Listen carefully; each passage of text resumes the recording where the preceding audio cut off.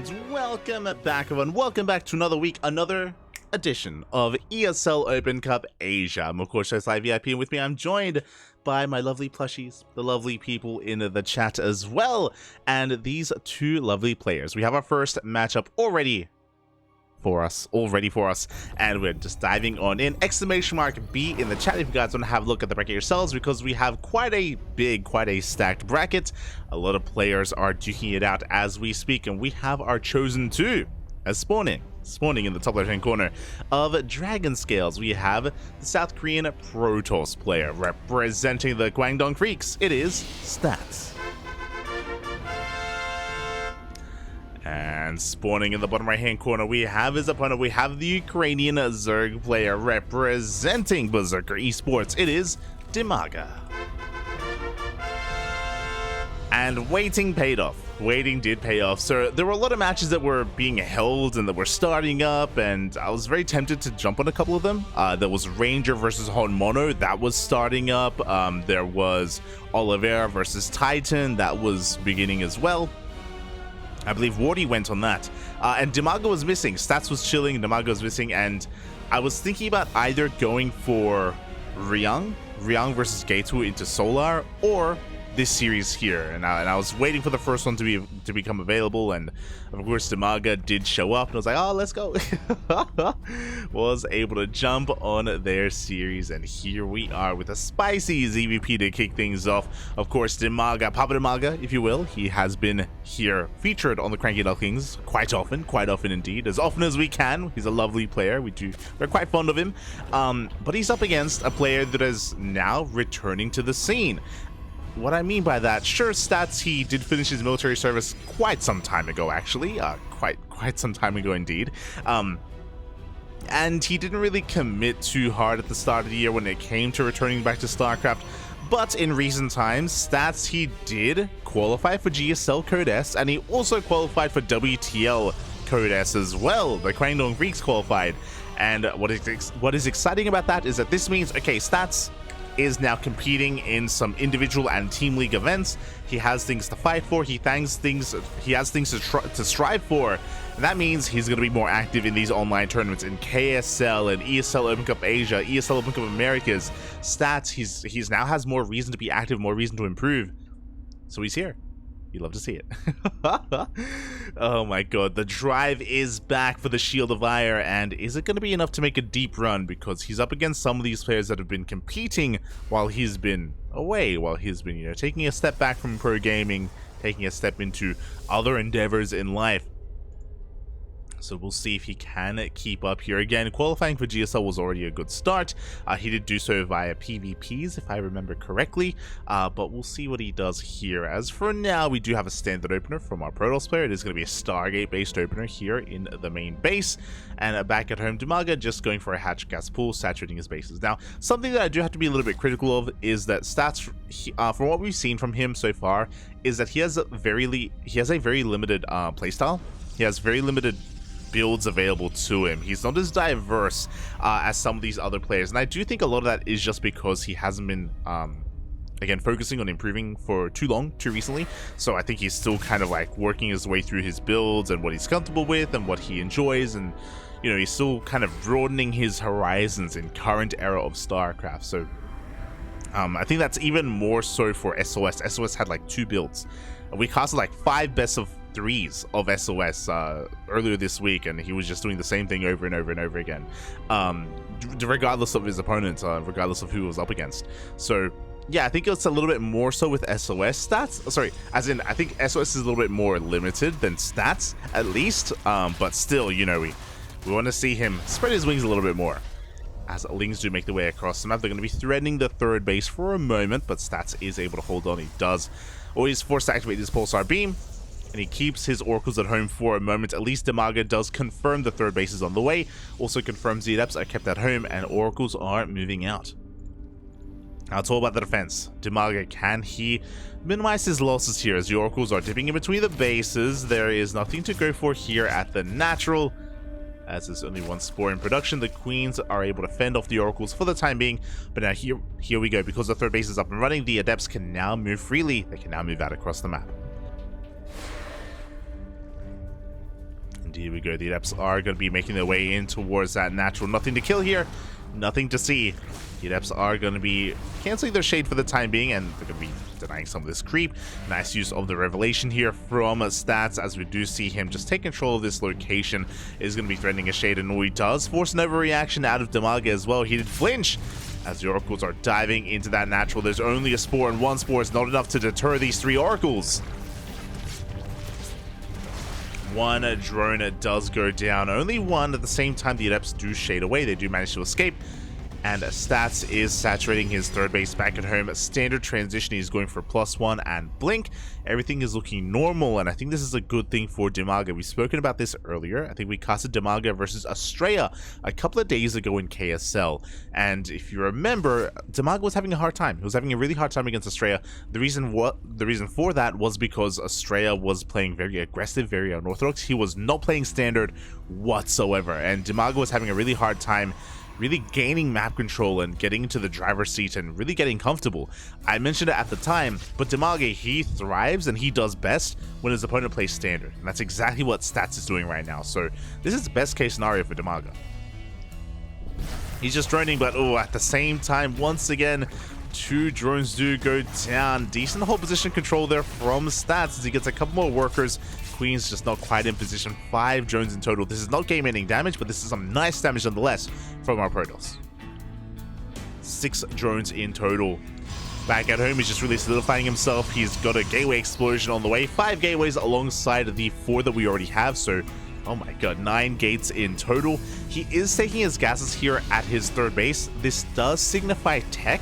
I wonder if he will be saturating these gases and how much he decides to tech up, or if he does decide to go for a big 3 base all in.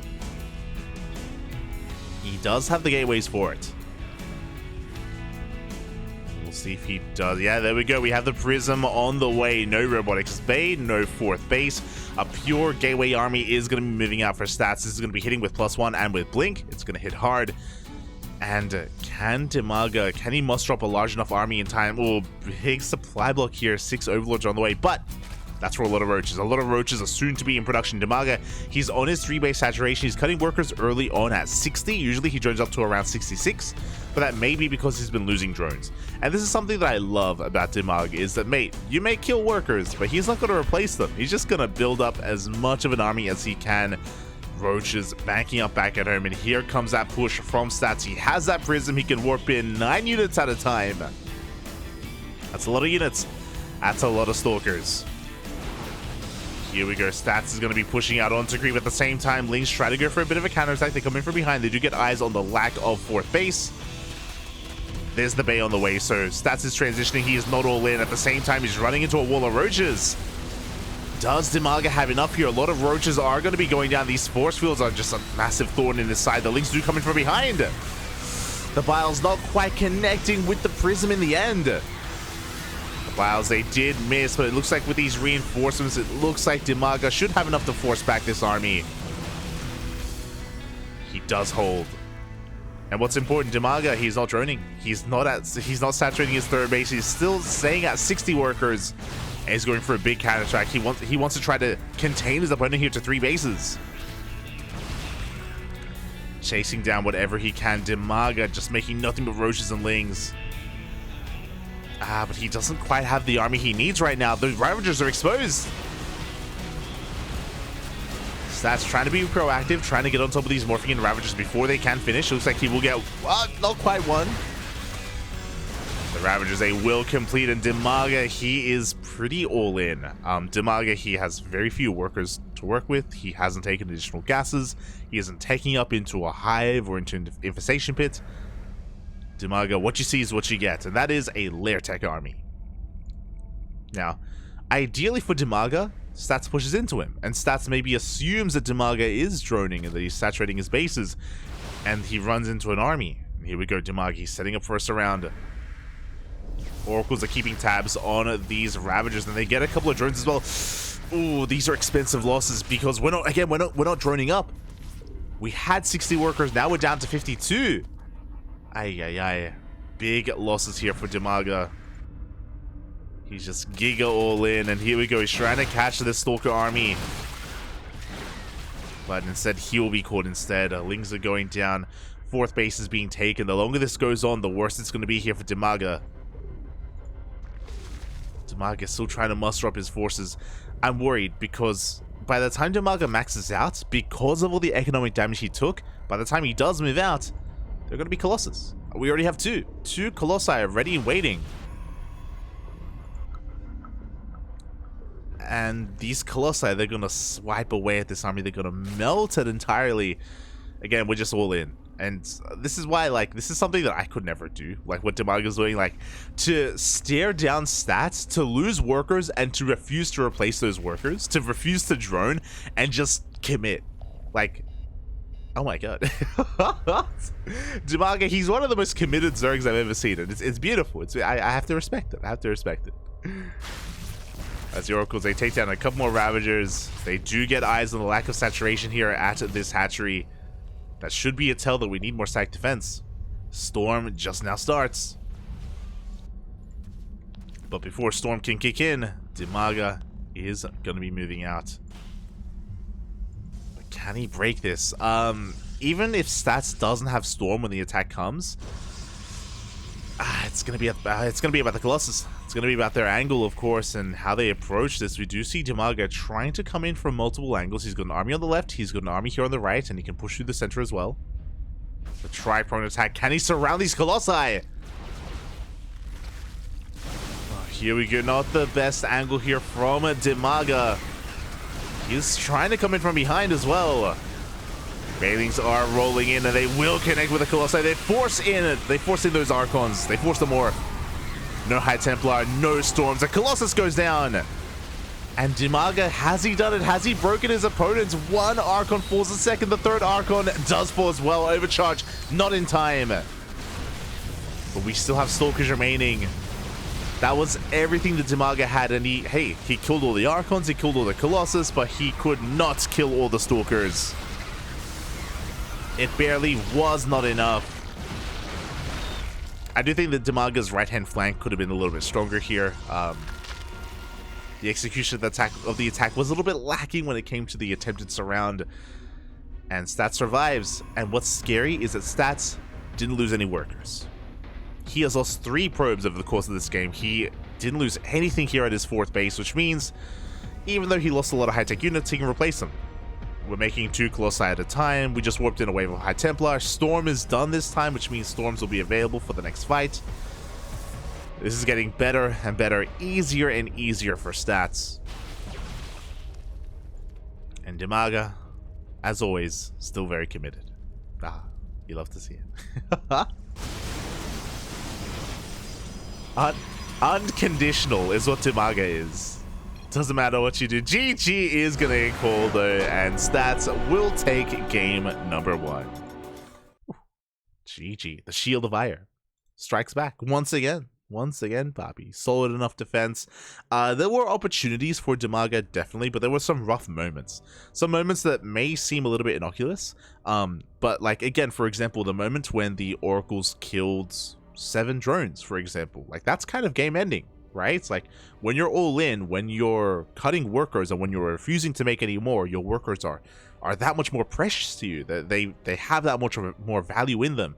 Every worker is maybe worth 2 workers even, just because you're not replacing them. And yeah, alas, moments like that were moments where DIMAGA was just losing a lot of momentum and was struggling quite a bit. And with that, Stats is going to be leading the series. Hold on, it's a bit of a bug. Bam, there we go. Just going to be fixing up the race out here. And with that, we're getting into game number 2. Número 2. Catching up the chat. Huzzah, hello, Psycons, hello. Hello, Aistan in the chat. ¿Qué tal? ¿Cómo estás? Bienvenidos, papi, bienvenidos. Hello, dear viewers, it's me, Light VIP. I need your support. My passion is waning. I've missed some casting. My milk is running dry. Not pulling out has taken its toll on me and all my world's children. Please, if you can, support the channels so I may eat some prawn ramen and some clean pants. Oh my god. And get some clean pants. Hello, Sada, hello. Welcome, welcome. That's a beautiful copy pasta. Brings a tear to my eye. It's beautiful. As we're getting into our next game, and spawning in the top right-hand corner of Ancient Cistern, we have the South Korean Protoss player leading the series 1-0. It is Stats. And spawning in the bottom left-hand corner, we have his opponent. We have the Ukrainian Zerg player representing Berserker Esports. It is DIMAGA. Here we go. Just catching up. Hello, Pascal in the chat. Working from home is so nice. You can watch SC2 when you have no work to do. Ah, it's beautiful, beautiful. Yes, as long as it doesn't distract you, as long as it doesn't, you know, deter from what you're up to, then yeah, always, Swappy, always. Let's go. Hope you're having a good day. Hope everyone is having a good day. Hope everyone's enjoying themselves. We're still in the beginnings of the tournament. Exclamation mark B in the chat if you guys want to have a look at the packet yourselves. We're still in round number 1. The first of many rounds. First of many.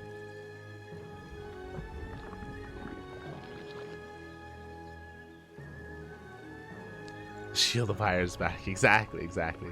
Didn't expect he would hold. Yeah, I do think, I mean, it was rough, right? We were talking about it before, but like, just because the economy was crippled or hindered by DIMAGA, or DIMAGA's economy was crippled, it did slow him down. It slowed him down a lot when it came to his ability to remax and build up his army and work on his all-in. Did slow him down quite a bit. But now we're getting into our next game, and once again, this is looking like a Stargate opener from Stats, which would make plenty of sense. You know, we are on Ancient Cistern, a very large map, very macro-oriented as well. Don't see too many all-ins on this, and I do think DIMAGA is going to be a lot more comfortable on this map as well. So what we saw last game is what we see from DIMAGA quite often. He's a very aggressive player on 3 bases. He typically doesn't drone up past 60, or sorry, past 69. 70 max. If he's droning up more than that, then something is wrong. Something is horribly wrong, and we have to check his well-being. it's going to be a cry for help from DIMAGA. And yeah, I do think he can pull that off quite well here on a map like Ancient Cistern. It is very wide open, very large. Can have some really good engagements here as a Zerg player on a map like Ancient, especially if the Protoss player is being in your face. But we'll see. We'll see if he is able to execute that style in a better way. Tighten up around the edges. Have a better Oracle defense. Cleaner Oracle defense. Assuming that it's an Oracle first, and oh, it is not. Hello there. We have a Void Ray. Now, before that does hit the field, you do have 2 Adepts across the map. 2 Adepts do one-shot drones, and they're going to be threatening that mineral line. Making their way into those workers, but last they are going to be denied. Good positioning here from DIMAGA. First 2 Adepts don't do much of anything, but the Void Ray is soon to hit the field, and the Void Ray is going to be hunting down some Overlords. What I love is that this Void Ray is rallied across the map. The purpose here is that it is going to be trying to catch some of these more exposed Overlords, and then come back for this one. Like Stats, he knows about this Overlord. He knows it's right next to the natural. And he knows that he can come around and he can kill this Overlord whenever he wants. So may as well get as much value as possible with this first Void Ray, with the surprise factor of it, and catch some of these Overlords that would have otherwise escaped. It's going to be worth it as long as Stats can hunt down this Overlord again later on. Meanwhile, there we go. First Overlord is going to go down to said Void Ray. He's going to be looking for another, and he may find one. So he makes a beeline for the main base again. He's looking for other stray Overlords, if at all possible. And again, I do think this one is a prime target for Stats. At the same time, Oracle is dipping into the 3rd, but it is going to be denied by those Queens. There we go. That second Overlord has been found. Is going to be shut down. And now the question becomes, can Stats come across this Overlord here? He should. DIMAGA, he isn't really sending it back home anytime soon. It is still out there. Back at home Stats, he's just getting his 3rd base up and running. We have an abundance of Adepts moving out, and we are going for a bit of a carrier rush. Now, this has been quite popular amongst the Korean Protoss players. SOS has been doing it quite a lot. Classic, Hero as well. Here we go. Stats has arrived. He's going to get another Overlord. The Adepts are going to be threatening a shade into these mineral lines. But again, Stats doesn't have to commit. He just has to maintain map control as he does commit to the shade. He heads into that natural, and the Lings are here to get this around. Yeah, Adepts are falling, and we don't really get too many drone kills. Not a single worker has died here for DIMAGA so far. Beautiful defense. He may have lost some Lings, but he keeps his workers alive. But doesn't matter, because we do have those carriers on the way. Now, the way this works, the way this should work, I'm making some assumptions here, is that Stats is going to build up towards 4 to 6 carriers. I don't think he's going to throw down a third Stargate. I think he's going to throw down a Twilight Council instead. We'll see. We'll see if he does start to tech up in a different direction or if he commits to Sky Toss. There are kind of different ways to go about this, but the way that has been very popular amongst the Koreans, and it's been spreading to the foreign scene as well, is to just build up a core number of carriers just as supportive units and transition into ground toss from there. But we'll see. We'll see what Stats deems he needs to do here, as DIMAGA is cutting workers. He's cutting workers at 55 much earlier on. We have +1 melee on the way. We have a massive swell of Lings rushing across the map, and the goal here for DIMAGA is to break this base, break the third. And can he pull it off? Do we have a Baneling nest? We do not. Okay, so no Banelings, only Lings. Roach Warren just now gets thrown down at almost the 7-minute mark, a very late Roach Warren. There is a transition. There's Twilight Council, Robo, and Forge. Ooh, a couple of workers are going down in the main. But here we go. The Lings have arrived. They're going to get on top of the shield battery, and they will take control of this third base. Good hold position, Micro. The carriers, they reveal themselves. The carriers have been revealed, and we need some anti-air. What are we going to be going for back at home? I imagine a Spire, could be a Hydrogen. Regardless, this third base is going to fall. We get a full surround, and the Nexus will crumble. At the same time, Lings, they're busting, or they're trying to bust into the natural as well. There's no shield battery. No shield battery, no overcharge. But it looks like Stats is going to be able to hold on. Stats he doesn't just hold on, he has to counterattack. Now, DIMAGA, he is up on bases quite heavily. He's on 5 bases. He's got a decent economy. There's that Spire, a late Spire here from DIMAGA. He has to rely on Queens and Spores, and that's a lot of Queens and Spores. Meanwhile, as I mentioned before, Stats, he went up to 3 carriers. I assumed it would be 4 carriers, but he went up to 3. And now he's transitioning into Blink, +1, and Robotics Bay for Colossus and Disruptors. Meanwhile, the Lings, they arrive once again. They force another cancel. Oh, and they're even getting some probe kills as well. The pressure is on Stats to make something happen here with these carriers, but the Spores are keeping up. Spores have arrived. Transfuse not quite landing with... Oh, no! We're able to just barely transfuse towards the end. The Spores have rooted themselves. The carriers have taken a lot of hits. They're still alive. Bear that in mind. Stats, he needs to maybe kill a base, as he's still crippled back at home. He's going straight for the main. He's going for a lot of drone kills. The Spore is going to fall as well. Again, the Spire was late, which means the Corruptors are late as well. Oh, and a lot of drones are going down. An entire mineral line. Ay, ay, ay. Mineral line goes down. The Queens are being focused on one after the other. There's not enough of them. They can't support each other. An overextension, a big overextension from DIMAGA. Is going to be losing his spawning pool as well. Finally, the Corruptors are arriving. By the time the Corruptors arrive, these carriers should recall back home. But once again, the Lings do go for a big counterattack, and they will force a cancel on this base. Both players are hurting. Colossus has arrived, and these carriers, they recall back home.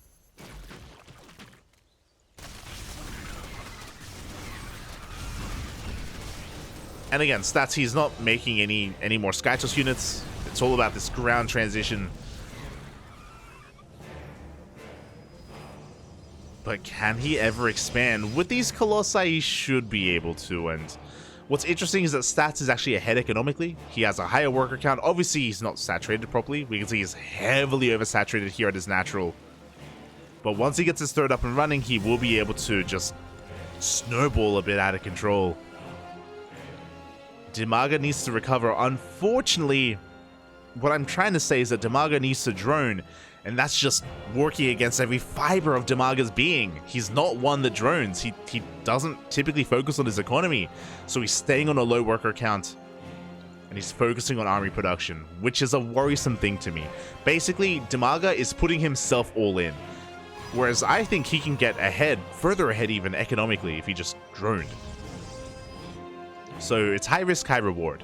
It's definitely possible. Stats, his goal here, to kill DIMAGA. Sorry, to kill Stats. DIMAGA's goal, to kill Stats, to break this third base again. To get on top of the Colossus, get on top of the carriers. Can DIMAGA pull this off? Now, what do we have to work with? We have... how many Stalkers? 14. That's a lot of Stalkers. 14 Stalkers. We have 2 shield batteries. We have an overcharge available. 2 Colossi. 3 carriers. This is a pretty hefty army. It's going to be difficult to break, especially without banelings.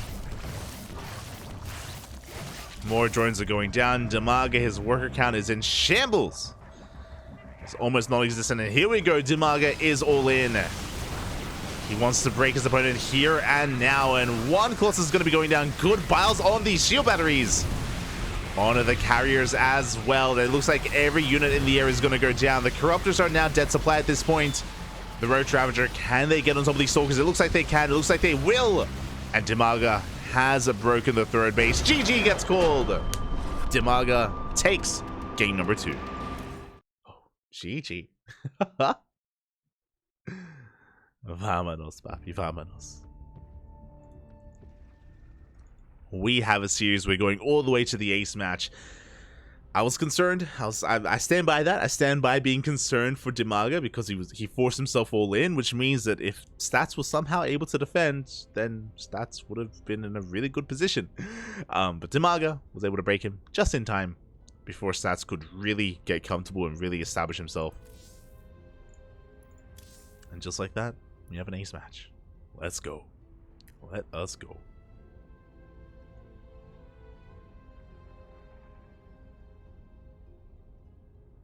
What if the universe implodes before it finishes? Oh, not like this. And yeah, game 3 between these two. It's a lovely thing. It's beautiful. It's amazing. It's what I wanted. It's what I expected as well coming into this. There's a reason why I eyeballed and I wanted DIMAGA versus Stats so much here to start off the night is because they do seem pretty close in skill currently. Just because DIMAGA has been playing so much and Stats only recently putting in the hours.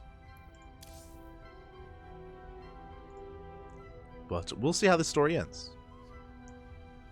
We shall see.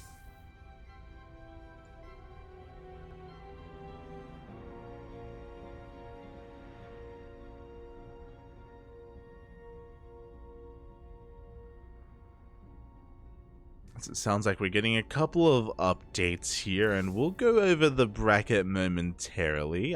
Once we wrap up the series, we'll go over the bracket. It's all good. Just making sure, like, whether or not we have a player waiting for us or anything like that. And oh, it looks like we do. Oh, I'd almost forgotten, but yes, the winner of this series advances on to face off against Cure in the next round. No my, Cure is lying in wait. Cure, of course, one of the best Terrans in Korea right now, one of the best Terrans in the world. Has been looking powerful. And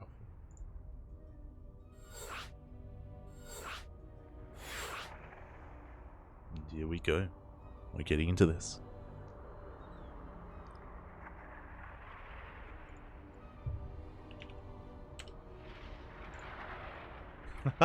We're all letting Coca know. Shout out to Coca, French caster, gonna be joining us as well. Looks like they just wrapped up with Ranger versus Honmono.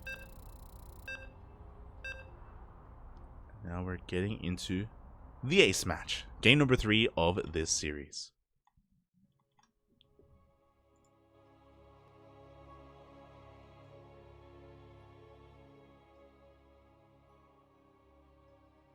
Game number 3. And spawning in the bottom right hand corner of Gresson, we have the South Korean Protoss player representing the Kwangdong Freaks. The Red Protoss, the Shield of Ire himself, it is Stats. And spawning in the top left-hand corner, we have his opponent. We have the Ukrainian Zerg player representing Berserker Esports. It is DIMAGA. Papa DIMAGA himself. Again, he thrives when he is left alone. What I mean by that, DIMAGA usually struggles the most when he's up against Twilight Council openers or a Robo opener, for example. A Protoss player that is hyper-aggressive early on is a player that can really disrupt DIMAGA and slow him down, especially considering that he doesn't drone up much to begin with. Any workers that he loses early on really just, yeah, it just escalates out of control and it becomes too much damage. So again, that is why we have seen DIMAGA struggle at times with more aggressive Protoss players. Against a player like Stats, I do think he's pretty well matched against his playstyle, against a player that's a little bit more passive, a little bit more macro, a player that's more focused on macro in a longer game. But we'll see if Stats can adapt. We'll see if he can adapt to his opponents, because we're on Gresvan. Gresvan, a very large map in the map pool. We have seen a lot of all-ins on this map through the center, where you can just waddle your queens and set up a creep highway. It can happen. It has happened before. It'll happen again. Likewise, though, this map is also known for its defensive features. Defending and holding on 3 bases, getting your 4th base, and cutting the map in half, forcing a late-game scenario. That can happen on Gresvan as well.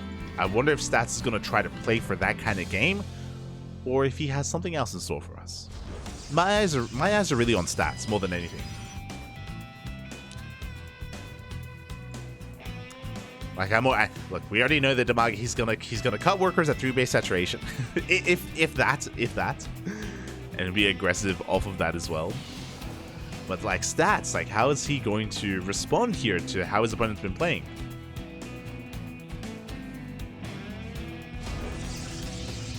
As we do have a Stargate opener in the main base.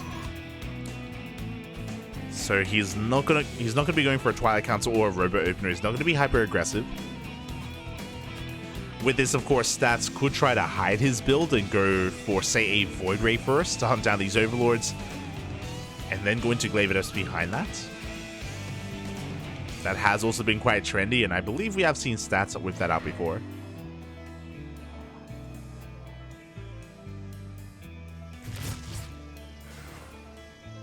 It does make its way, behind the Queen, does delay the 3rd base. The Adept makes it here just in time, and this will force out Lings. This will delay and contain DIMAGA to 2 bases that much longer. Really good start here from Stats. We have another Adept making its way across the map. Oracle first, not a Void Ray this time. And already early on, DIMAGA is being disrupted. He is having a bit of an uncomfortable time. Ooh, as we commit to the shade. 1, 2, 3 drones go down. 4 workers. Good target firing here out of Stats. Finally, DIMAGA can expand. Finally, he can take his 3rd. Meanwhile, back at home, Stats is going to be keeping his Oracle at his own 3rd base location, making sure it gets up and running. He knows that he forced out a bunch of Lings, and he's just making sure that those Lings do nothing. As the Lings have arrived, and the Oracle is here. And they do force the activation of the Pulsar Beam. 2nd Oracle shows up. After the 2nd Oracle, now we're going straight for a Twilight Council. Interesting choice. Okay, this is looking far more aggressive. This reads like Glavedeps, but I'm not 100% certain yet. We'll see. We'll see how many more gases are going to be taken. This feels very aggressive, though. The reason why I say that is because there's no Forge. Because there's no Forge, we're not going to be working with upgrades. We're not going to be looking for a later game. We're not looking for a strong mid-game. We're looking to, yes, Noble out of control before that happens. There it is. Glavedeps are on the way for Stats. And he is keeping this hidden. Now, if DIMAGA is too greedy, then he can just die to this. And I'm concerned, because we should be seeing a Roach Warren. We have +1 range on the way. But where are the Roaches? We have more Queens in production as well. The 5-minute mark is usually when we should see a Roach Warren at this, in a standard game. But we're not seeing it, so I'm concerned here. that we're just focusing on Link Queen instead. We're cutting corners. And Stats is soon about to send his Adepts across the map, or warp in Adepts. And there we go. Now the Adepts, they're banking up back at home before we shade everything across the map. Stats, is heavily supply blocked though. Ay, ay, ay. He's stuck here at 77 for quite some time. He has 3 pylons in production. And this is delaying the push. There we go. We've broken free from the supply block. We can focus on the glaives. The Adepts are making their way across the map. And they're going to be running into Link Queen. Yeah, no roaches, no banelings. And this is looking like a surprise to DIMAGA. He was not expecting this at all. And without roaches or banelings, this is going to do a lot of damage. Third base is forfeit. Queens are being targeted down. The Lings are going to try to get us around. But the Lings are melting. And the Adepts, they commit to the shade. Now the natural is no longer mining. And it's going to take so much here to deal with this. DIMAGA was being greedy. He was cutting corners. He had no idea what he was up against. And oh my god, already 7 drones go down.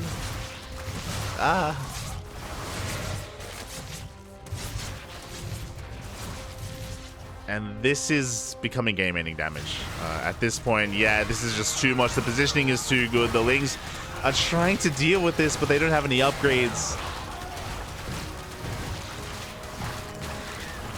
11 drones go down. We have Adepts here at the 4th. We had Adepts at the 3rd. Adepts in the main. GG gets called, and Stats will take the series 2-1, advancing on to the next round.